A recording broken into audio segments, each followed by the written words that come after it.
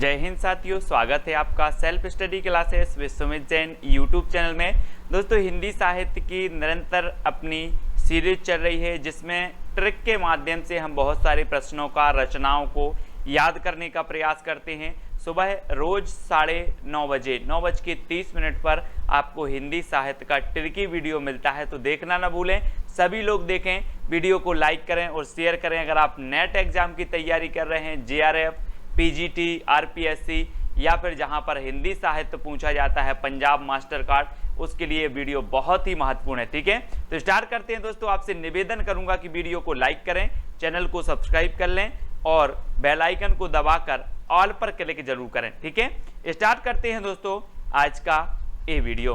दोस्तों, आपका जो पहला प्रश्न है आज का कि कामायनी की रचनाकार कौन है। अब आपको बताना है, 4 सेकंड आपको दिए जाते हैं। कामायनी की रचनाकार आपको बताना है। तब तक मैं आपको बता दूं दोस्तों कि आप किसी भी प्रकार की कामना करने कहाँ जाते हो। कहाँ जाते हो कामना करने? शंकर जी के पास जाते हो, बोलते हो भगवान मेरी कामना, मेरी मनोकामना क्या कर देना, पूर्ण कर देना, मुझे एग्जाम पास करवा देना। कामना करने जाते हो ना, तो कामना से होगा कामायनी, और कामना करने जाते हो शंकर जी के पास, तो कामायनी जो महाकाव्य होगा वो किसका होगा? किसका होगा? जयशंकर प्रसाद, यानी कि जो विकल्प नंबर 1 है वो आपका बिल्कुल सही हो जाएगा। और जयशंकर प्रसाद छायावाद के प्रवर्तक माने जाते हैं, आपको पता है। ठीक है, याद रख लेना, है ना। और दोस्तों, ये जो कामायनी है ये इनका महाकाव्य है, और इसमें कितने सर्ग हैं? तो इसमें 15 सर्ग माने जाते हैं। ठीक है, ये चीज भी आपको याद रखना है। कामायनी में कितने सर्ग हैं? 15 सर्ग हैं।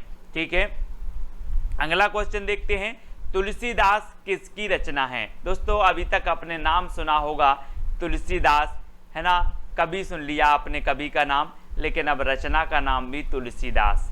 क्या बात है। तो जल्दी से आपको बताना है ये रचना किसकी है।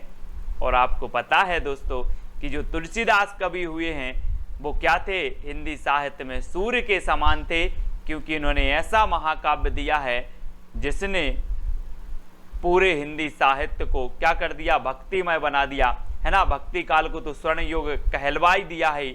और जो तुलसीदास हैं वो क्या थे? सूर्य के समान थे। तो तुलसीदास रचना किसकी होगी? सूर्यकांत त्रिपाठी निराला की। ठीक है, निराला की होगी, यानी विकल्प नंबर जो बी है वो आपका बिल्कुल सही हो जाएगा, बी नंबर। अगला बताना है दोस्तों, नीला चांद किसकी रचना है? नीला चांद किसकी रचना है? तो आपका बिल्कुल सही आंसर क्या हो जाएगा? आपको पता है कि शंकर जी जो होते हैं, शिव जी जो होते हैं, उनके सिर पर यहाँ पर देखो क्या है? चांद है, चांद। और चांद कैसा है? नीला चांद। किसके? किसके मस्तिष्क पर है? शिव के। तो नीला चांद रचना किसकी होगी? किसकी होगी?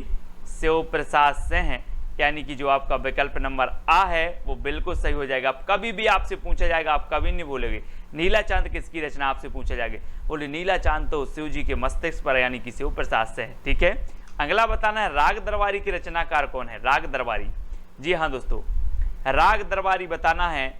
आप क्या बोलते हो कि दरबार में तो मेरा लाल बैठा है, दरबार में मेरा लाल बैठा है, तो राग दरबारी किसकी रचना होगी? श्री लाल की होगी कि रामचंद्र शुक्ल की होगी? आपने देख लिया ना कि दरबार में कौन बैठा है? लाल बैठा है, तो श्री लाल शुक्ल, यानी कि जो आपका विकल्प नंबर 1 है वो बिल्कुल सही हो जाएगा, 1 नंबर। ठीक है, अगला क्वेश्चन देखते हैं दोस्तों, प्रिय प्रवास की रचनाकार कौन है? आप अपना टेस्ट भी करते जाएं और ट्रिक से याद भी होता जाएगा। अब एक चीज बताना दोस्तों कि आपको सबसे प्रिय क्या है? क्या है प्रिय? अयोध्या।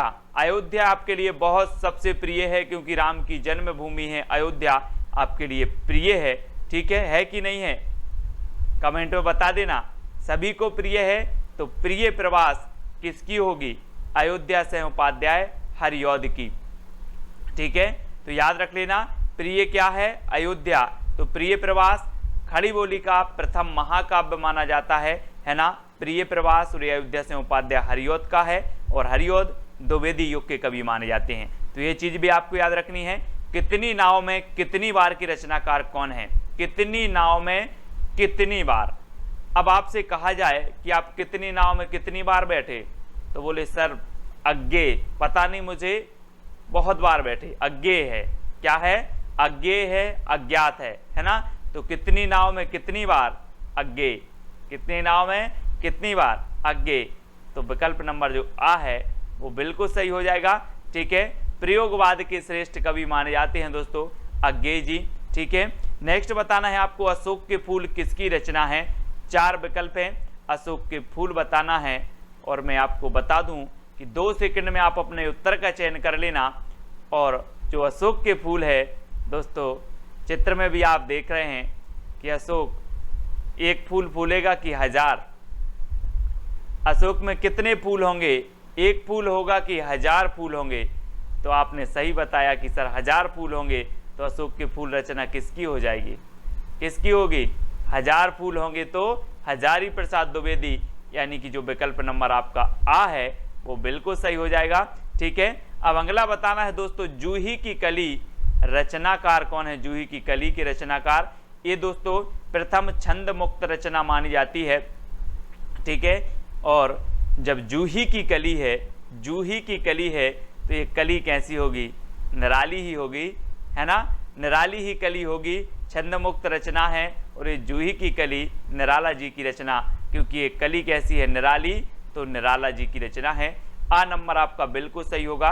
ठीक है, ये क्रांतिकारी कवि कहे जाते हैं दोस्तों। छायावाद के 4 आधार स्तंभों में प्रमुख स्थान रखते हैं निराला जी। सूर्यकांत त्रिपाठी निराला, तुलसीदास, इनकी रचना हम पढ़ चुके हैं पहले। नदी के दीप रचना किसकी बताना है दोस्तों? हमने पढ़ा था पहले कि कितनी नाव में कितनी बार, आपने बताया सर अज्ञेय। अब मैं पूछ रहा हूं आपसे कि नदी में कितने दीप होते हैं? नदी में कितने दीप होंगे? तब भी आप बोलोगे सर मुझे नहीं पता, अज्ञेय, है ना। अज्ञेय, तो नदी के दीप रचना किसकी होगी? अज्ञेय। ठीक है, अज्ञेय याद रखना। अज्ञेय को सिर्फ अज्ञेय से करना है, ज्ञात नहीं, है ना। एक आती है इनकी रचना कोठरी की बात, कोठरी की बात अज्ञेय। तो नदी के दीप अज्ञेय, यानी आ नंबर आपका बिल्कुल सही होगा। नेक्स्ट है माटी की मूर्तें किसकी रचना है दोस्तों? माटी की मूर्तें आपने देखा होगा दोस्तों कि वृक्षों के नीचे माटी की मूर्तें रखी रहती हैं, उसकी हम पूजन करते हैं। रखी रहती कि नहीं? वृक्ष के नीचे माटी की मूर्तें रखी हैं, उसकी पूजन करते हैं। तो माटी की मूर्तें जो रचना है वो किसकी हो जाएगी? किसकी होगी? वृक्ष के नीचे रखी हैं, तो राम वृक्ष बेनीपुरी, यानी कि जो आपका आ नंबर है वो बिल्कुल सही होगा। आ नंबर, ठीक है, वृक्ष के नीचे माटी की मूर्तें रखी हैं, तो माटी की मूर्तें राम वृक्ष बेनीपुरी। निशा निमंत्रण की रचनाकार कौन है दोस्तों? निशा निमंत्रण बताना है। 4 विकल्प हैं और 4 का उत्तर आपका क्या हो जाएगा? जल्दी बताना। निशा मतलब आपकी होती है क्या? रात्रि, शाम के समय आप क्या करोगे? क्या करोगे? बच्चों का निमंत्रण आपको करना है, बच्चन का निमंत्रण कर लो। बोले शाम के समय, निशा के समय बच्चन का निमंत्रण कर लो, बच्चों का निमंत्रण कर लो। तो निशा निमंत्रण के रचनाकार कौन होंगे? हरिवंश राय बच्चन। हरिवंश राय बच्चन, यानी कि जो 1 नंबर है वो आपका बिल्कुल सही हो जाएगा। ठीक है, आ नंबर। नेक्स्ट बताना है दोस्तों गुनाहों का देवता किसकी रचना है? गुनाहों का देवता, यानी कि गुनाहों का देवता इतने गुनाह किए, इतने गुनाह किए कि वो क्या बन गया? गुनाहों का देवता बन गया। अब जब देवता बन गया दोस्तों, तो वो काय की शरण में आएगा? काय की शरण में आएगा जब आदमी बहुत सारे गुनाह कर लेता है, तो फिर बोलता है यार कि अब तो धर्म की शरण में जाएं, धर्म की शरण में जाया जाए। तो गुनाहों का देवता की रचनाकार कौन होंगे? कौन होंगे? धर्मवीर भारती, यानी कि जो 1 नंबर है वो आपका बिल्कुल सही हो जाएगा, आ नंबर। ठीक है, अगला क्वेश्चन देखते हैं दोस्तों। सखाराम बाइंडर, सखाराम बाइंडर की रचयिता कौन है? सखाराम बाइंडर, और 4 विकल्प हैं, 2 सेकंड में आप अपना उत्तर बताएंगे। और दोस्तों आपको पता है कि जो तेंदुलकर साहब थे, सचिन तेंदुलकर साहब थे, जब तक वो खेलते थे क्रिकेट टीम में, अपने सारे सभी साथियों को बिल्कुल सखा की तरह रहते थे। कैसे रहते थे? सखा की तरह रखते थे। कौन? तेंदुलकर। तेंदुलकर रखते थे किसको? सभी टीम के खिलाड़ियों को सखा की तरह। तो सखाराम बाइंडर किसकी होगी? विजय तेंदुलकर, क्योंकि तेंदुलकर रखते थे सखा की तरह, है ना। इस प्रकार से याद कर लेंगे। आ नंबर आपका बिल्कुल सही हो जाएगा, आ नंबर। ठीक है, अगला बताना है दोस्तों, आपका बंटी के रचयिता कौन है? आपका बंटी कहाँ गया है? भंडारे में गया है। आपका बंटी कहाँ गया है? भंडारे में गया है। तो आपका बंटी के रचयिता कौन होंगे? मन्नू भंडारी। कौन होंगे? मन्नू भंडारी। आपका बंटी भंडारे में गया है तो मन्नू भंडारी, यानी कि जो आपका आ नंबर है वो बिल्कुल सही हो जाएगा, मन्नू भंडारी आपका बंटी। इनकी रचना है। संस्कृति के 4 अध्याय की रचयिता कौन है? संस्कृति के 4 अध्याय। दोस्तों एक चीज बताना, संस्कृति के 4 अध्याय या फिर संस्कृत के 4 अध्याय, और संस्कृत के 4 अध्याय हमें रात में नहीं पढ़ना है। कब पढ़ना है? दिन में पढ़ना है। संस्कृत के 4 अध्याय दिन में पढ़ना है। तो ये रचना किसकी हो जाएगी? दिन से दिनकर, है ना, रामधारी से दिनकर, क्योंकि संस्कृति के 4 अध्याय हमें दिन में पढ़ना है तो दिनकर साहब। ठीक है दोस्तों, अगला बताना है, राग गोविंद की रचनाकार कौन है? एक रचना आती है दोस्तों गीत गोविंद, एक आती है राग गोविंद। तो याद रख लेना, गीत गोविंद के किसने गाए हैं? जयदेव ने। और सबसे ज्यादा राग किसी को था गोविंद से, कृष्ण थे, तो वो किसको था? मीराबाई को। किसको था? राग था किसको? मीराबाई को। ये यहाँ कंफ्यूज होते हैं सभी लोग, है ना। राग था मीराबाई को, है ना, और गीत गाए हैं किसने? जयदेव ने। तो जयदेव की कौन सी थी? गीत गोविंद। गीत गोविंद जयदेव की थी और राग गोविंद जो रचना है वो मीराबाई की है। ठीक है, तो याद रख लेना, क्योंकि मीराबाई को राग था कृष्ण से सबसे ज्यादा, तो राग याद रख लेना, राग से मीराबाई। ठीक है, अगला बताना है दोस्तों, सेवा सदन की रचयिता कौन है? सेवा सदन। अब एक चीज बताना दोस्तों, आप जिससे ज्यादा प्रेम करते हो उसी की सेवा करोगे, है ना, कि नहीं करोगे? आप जिससे प्रेम करते हो सेवा भी उसी से करोगे, सेवा भी उसी की करोगे, चाहे आपके मम्मी से प्रेम करते हो, पापा से करते हो, समाज में जिससे भी आप करते हो उसकी आप सेवा जरूर करोगे। क्या करोगे? सेवा करोगे। ये सेवा सदन उपन्यास है, सेवा सदन, कर्म भूमि, गबन गोदान, है ना, निर्मला, ये सारी की सारी रचनाएं, है ना, किसकी हैं? प्रेमचंद जी के उपन्यास हैं। इनको याद रखेंगे। प्रेमचंद जी आ नंबर बिल्कुल सही हो जाएगा। अब आपको बताना है, सबा सिर गेहूं कहानी किसकी है? सबा सिर गेहूं दोस्तों, अगर आप किसी से प्रेम से मांगोगे कि सबा सिर गेहूं दे दो, तो आपको सवा सिर गेहूं मिल जाएंगे। लड़कर झगड़कर मांगोगे तो सवा सिर गेहूं नहीं मिलेंगे। इसलिए प्रेम से मांगना कि सवा सिर गेहूं दे दो तो मिल जाएंगे। तो सवा सिर गेहूं का कैसे मांगना है? प्रेम से मांगना है। तो सवा सिर गेहूं कहानी किसकी होगी? प्रेमचंद, यानी कि जो विकल्प नंबर आपका आ है वो बिल्कुल सही हो जाएगा, प्रेमचंद जी की हो जाएगी। नेक्स्ट है दोस्तों, वैदेही वनवास। वैदेही वनवास ये किसकी रचना है? हमने पढ़ा था दोस्तों कि श्रीलाल शुक्ल की जो रचना थी वो कौन सी थी? राग दरबारी श्रीलाल शुक्ल की थी। अब वैदेही वनवास तो किसको हुआ था वनवास? अयोध्या के राजा राम को क्या हुआ था? वनवास हुआ था। तो वैदेही वनवास किसकी रचना होगी? अब वनवास तो आ रहा है, सीधा सीधा है कि वनवास हुआ था अयोध्या के राजा राम को, तो वैदेही वनवास किसकी रचना होगी? अयोध्या से उपाध्याय हरिऔध की। द्विवेदी युग के श्रेष्ठ कवि हैं दोस्तों प्रिय प्रवास। इनका एक महाकाव्य है, वो भी खड़ी बोली का है, और हिंदी का खड़ी बोली का प्रथम महाकाव्य है प्रिय प्रवास हरिऔध जी का। याद रखेंगे, महावीर प्रसाद द्विवेदी के नाम पर द्विवेदी जी का द्विवेदी युग का नाम पड़ा था, तो ये भी याद रखना है। ठीक है, भीष्म साहिनी की एक रचना है दोस्तों तमस, याद रख लेना, भीष्म साहिनी की एक रचना तमस है। सुमित्रा नंदन पंत, इनकी अगर बात करें दोस्तों तो ये छायावाद के आधार स्तंभों में से एक माने जाते हैं सुमित्रा नंदन पंत जी। अगला बताना है, चित्रलेखा किसकी रचना है? चित्रलेखा जल्दी से बताना है दोस्तों। जब आप पढ़ाई करते हो और आप पुस्तक लेते हो, आप रजिस्टर लेते हो, नोट्स बनाते हो, तो सबसे पहले पृष्ठ पर किसका चित्र होना चाहिए? भगवती का। किसका? भगवती का। बोले हमने चित्र का लेखा किया है पहले पृष्ठ पर, तो किसका होना चाहिए? भगवती का। तो चित्रलेखा रचना किसकी हो जाएगी?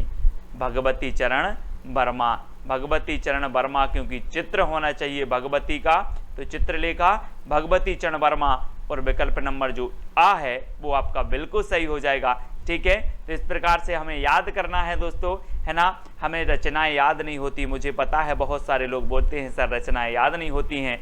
अब कमेंट में बता देना कि सर आज तो रचनाएं याद हो गई हैं। इसी प्रकार से पूरी रचनाएं याद करवाएंगे, पूरी रचनाएं, जैसी भी ट्रिक निकलेगी रचनाएं आपको याद करवाएंगे। चिंता करने की बात नहीं है, चैलेंज स्वीकार करो, चैलेंज प्रश्न स्वीकार करना है। उसने कहा था किसकी रचना है? अब दोस्तों उसने कहा था, ये बहुत सारी हैं, 3 रचनाएं हैं। एक प्रश्न पूछा जाता है कि हिंदी साहित्य में मात्र 3 रचनाओं की रचना करके कौन सा कवि अमर हो गया, हिंदी साहित्य में प्रसिद्ध हो गया हिंदी साहित्य में। वो 3 रचनाओं के नाम भी बताना है आपको, उस कवि का नाम भी बताना है।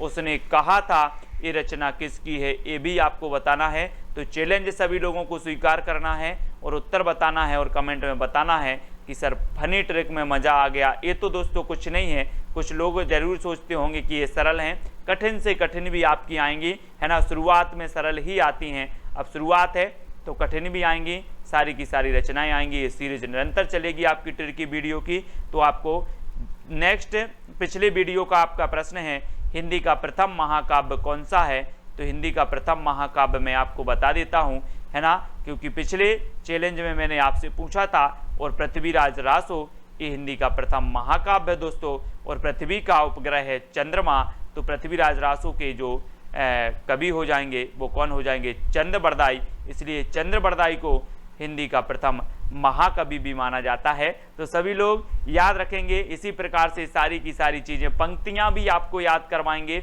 है ना, आपको क्रमबद्ध कवि भी याद करवाएंगे, चिंता ना करें। आपको पंक्तियां याद करवाएंगे, आपको पात्र याद करवाएंगे, सब कुछ याद करवाएंगे, याद होंगी, फनी ट्रिक से होंगी दोस्तों। सिर्फ बने रहना है, वीडियो को लाइक करना है, चैनल को सब्सक्राइब कर लेना, बेल आइकन को दबाना। ग्रुप से जुड़ना है तो 9098609291 ये हिंदी साहित्य का ग्रुप के लिए आपको नंबर दिया है। टेलीग्राम ग्रुप से तो आपको जुड़ना ही है।